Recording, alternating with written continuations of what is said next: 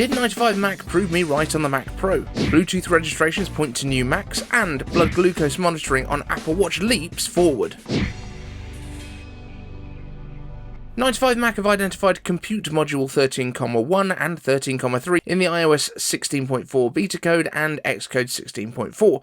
But what the hell does it mean? Well, it could be a number of things, but what it says to me is Apple Silicon on upgradable cards in Mac Pros, and maybe you can use more than one of them. Now, I've said since late 2020, after the first Apple Silicon was introduced, that it would make sense for Apple to scale the performance in their niche systems like the Mac Pro by simply using additional SoCs rather than trying to develop bespoke monolithic chips like that rumoured M1 Extreme that we heard about, which would have been a couple of M1 Ultras slapped together. Just throw a couple more of those M-something Ultra chips in parallel and let the system use all of it whenever it needs to. Now, Mac Pro really needs to have at least some modularity, I think, and that seems to be the consensus from the internet at large too. But the way that Apple Silicon works, you don't get to use user upgradable RAM because it's all built into basically part of that SoC, and Apple Silicon also is not compatible with discrete GPUs, so if you want to get more performance, you just need to throw more M-series SoCs at it. Makes all the sense.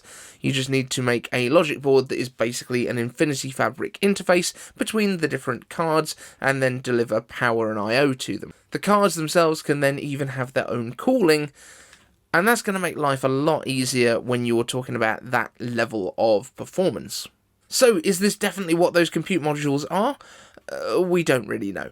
But it makes sense, and the timing would line up for a spring event announcement too. Next up, Mac Rumors has discovered a listing for a new Apple device running Bluetooth 5.3 in the Bluetooth Launch Studio listings, which I'd never heard of. Apparently, the listing suggests that this is a Mac, and typically Apple registers these devices retrospectively after the launch to avoid exactly this kind of leak. But while most of the tech press seem to assume that this is for an imminent MacBook Air 15-inch release, I don't agree. I've been clear that I expect the MacBook Air 15-inch to launch with M3 at WWDC and not before, and using M2 as many people have been reporting. It just makes far more sense to wait and upgrade both sizes together along with the new SoCs all in one go. Now, my money would be that that Bluetooth listing is also for the Mac Pro that we were just talking about, and given the way that Apple has previously introduced Mac Pros, can't innovate anymore, my ass.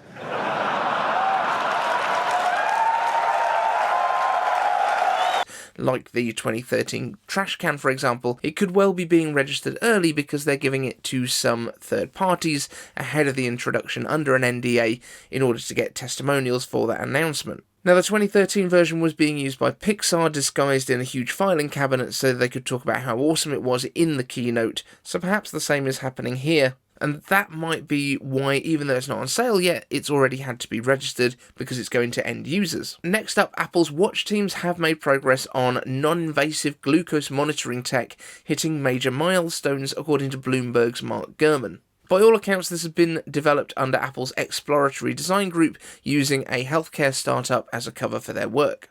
The system uses silicon photonics and optical absorption spectroscopy to shine specific wavelength lasers into the skin and interstitial fluid, where some of the light is absorbed by the glucose and the reflected light is then measured to calculate the blood glucose concentration in that blood. Of course, accurate blood glucose readings are vital for people with diabetes, like my eldest son, and it remains to be seen if this system will have the accuracy for calculating insulin doses. Right now, you either have to test from a finger prick blood test or wear a sensor that punctures the skin for continuous glucose readings. But there are many companies out there offering wellness and fitness solutions that also use these sensors, like the Abbott Libra or the Dexcoms, to help athletes see how their nutrition and exercise affects their blood sugar, and actually simply seeing how high GI foods can rapidly spike your blood sugar could potentially change some people's eating habits. Not to mention that your watch warning you of issues with your blood glucose could well get people who are diabetic or pre-diabetic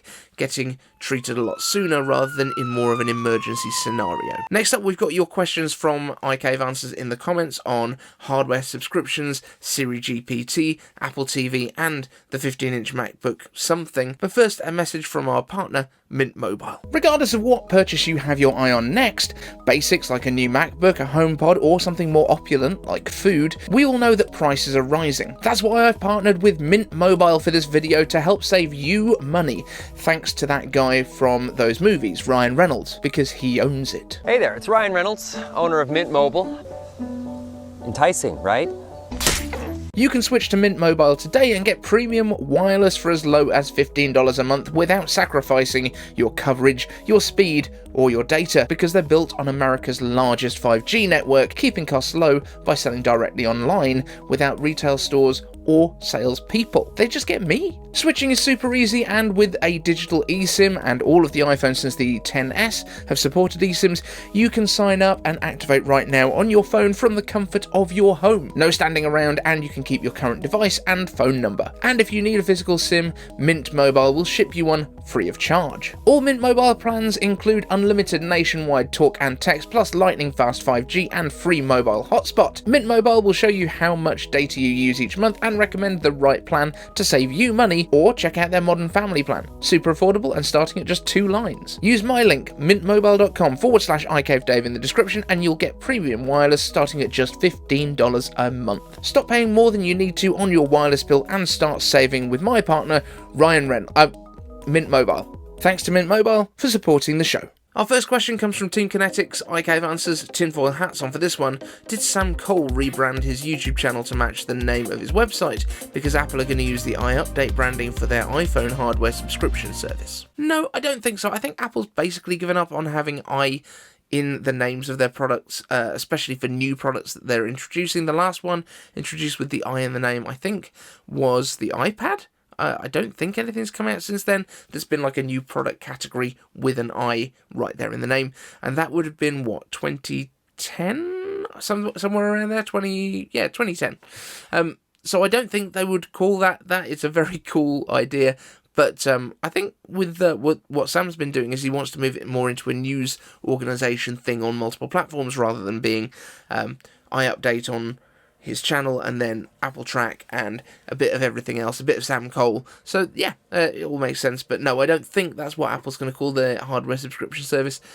I think that's going to probably be called the iPhone Upgrade Program or something inspired. The Blob asks, iCave answers, with the introduction of Chat GPT and Microsoft's $10 billion investment to integrate that into Windows on the horizon, what do you think Apple's response will be? Is AI on Apple's radar?